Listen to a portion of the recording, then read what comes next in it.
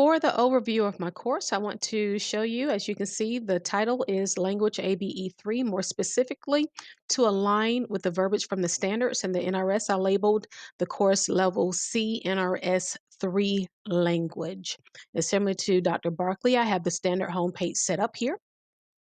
On my main panel, quick access tabs to the announcements, Blackboard, Collaborate, and group areas, along with access to their grades and calendars are listed. Additionally, I have organized the list by steps to promote clarity on what they need to do. The first step leads them to the course overview, which has access to useful teacher resources such as the curriculum framework and other key items. What to expect section explains the course format and course flow. And finally, there are relevant student tools and reference resources which enable students to be successful at a distance, be it individually or teacher led. Step 2 leads to an introduction activity designed to foster a sense of community through peer to peer interaction and engagement. This is a discussion board area. Step 3 leads students to the actual instructional content for the course. My course is broken down by units. A summary of the unit learning goals, standards, and prerequisite skills is provided. Each unit is further divided into lessons. For effective management of time, some lessons are broken down even further into sub-lessons. Because in an online course, organization is everything.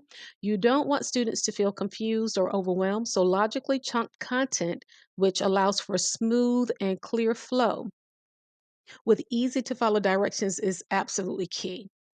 Following this format also gave me the opportunity to include standards I felt were important that were not included in the tape level M language curriculum. Furthermore, I do believe that continuity is also important.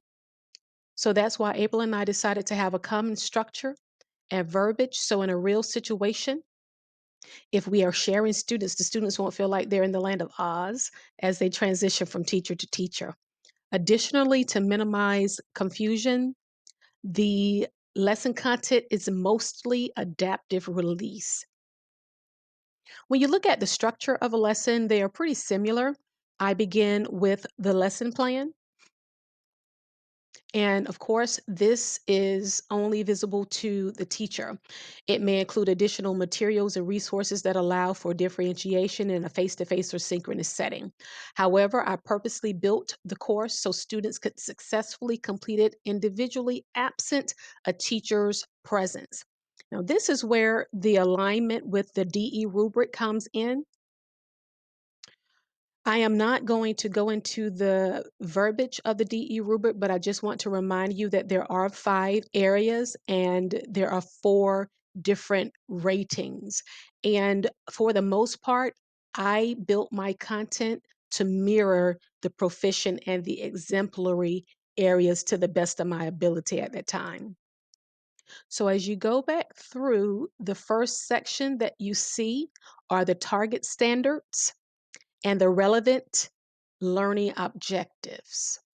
The next portion is the workplace importance section, which taps into a few different sections, namely the emphasis on supporting community, applied learning, peer-to-peer interaction, and the mastery of concepts, and you'll see the connection later. Next are key vocabulary words that students need to be familiar with in order to be successful. This area also ties into the emphasis on supporting community as it can be used to prompt learning as well. Now, I chose to use a tool called StudyMate, which is a built-in Blackboard feature. Opposed to just giving students the words and definition, this allows them to learn or review the terms in an interactive manner. This is StudyMate. The quick review section and the lesson introduction sections are 2 of the ways I directly tap into the emphasis on supporting community by testing their prior knowledge through different pre-assessments that are built into those particular sections. With my instructional lesson portion of the course, I use the phrase I model, we model, you model to describe my instructional approach to the student, of course. The I model section is likened to direct instruction. The we model is equivalent to the guided practice one may see on a lesson plan, and the you model is the independent practice portion.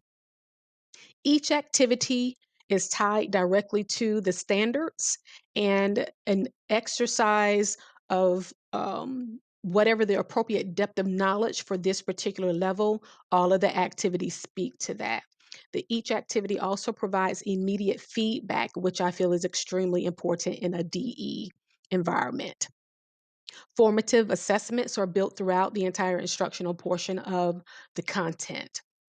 With the checkup section, this provides a summative assessment activity, and though it may vary, for the most part, I ensure that students not only are able to recognize the correct answers through a quiz, but I tap into higher order critical thinking skills by providing them the opportunity to reproduce the knowledge by creating their own samples and reviewing and providing critique of their peers' examples. And this is achieved through the discussion board area.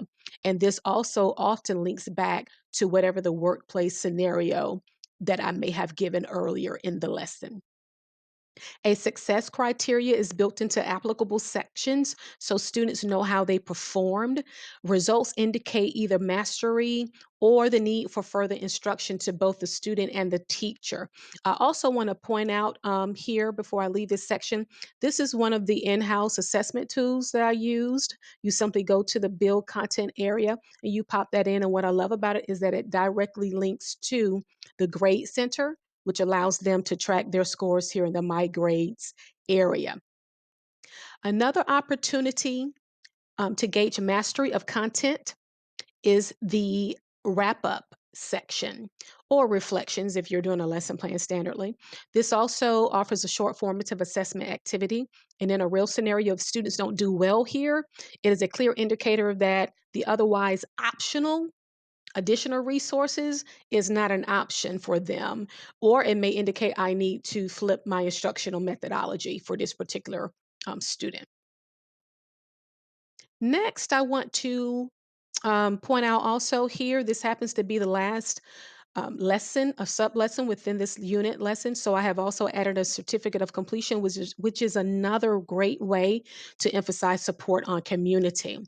Next, I'll point out the various accessibility examples, which are indicated by the meter icon to the right of an uploaded content item. If it is green, you are good to go. I strive for perfection, but if it's green, you know you're still good. However, if it's red, if you click that button, it'll guide you through the process of making sure that you correct what needs to correct to make sure it is as accessible as possible. Now, before I leave this particular course overview, I do want to share with you my content collection. And here, as you can see, it is literally created based on the structure of my course setup. It is by the unit, by the lesson, by the sub lesson, and by the particular or specific portion of the lesson that it deals with. This level of organization ensures that if I need to come back and use a particular thing within this course in another part or in a different course, I can easily come here and find it if it's organized well. And any loose item that you see here, this is pertinent to the overall course opposed to a specific lesson. So that is the overview of my course. I hope you've liked it so far. And before I close my portion, I do want to share one of the go-tos I have for OER. I won't call it my favorite, but it's one of my favorites. Learn Zillion offers both math and English language content that is free for the user. However, there are portions that are only accessible through subscription. Again, they have direct instruction through different videos that are very concise and guide students through that instructional portion all in this one video. It is aligned to the standards as well. And quickly, I want to show you an example of how you can check the terms of use to see what you can and cannot do with the particular resource. If you go here and you scroll down, You can see here where it has a statement where it clearly shows that portions of their website are offered through the CC license. And of course, this is where you would really need to understand the different acronyms or initials within that license because that dictates your usage ability with this particular content. So, again, the rest of it outlines specifically and precisely what you can and cannot do based on how you wish to use it. And I'll end by saying that when in doubt, check their terms out. Is really not that difficult from that perspective. Again, I hope you've learned something. Hopefully, soon we'll even share the entire course with you and possibly something you can use with your level 3 language students. Thank you for your attention.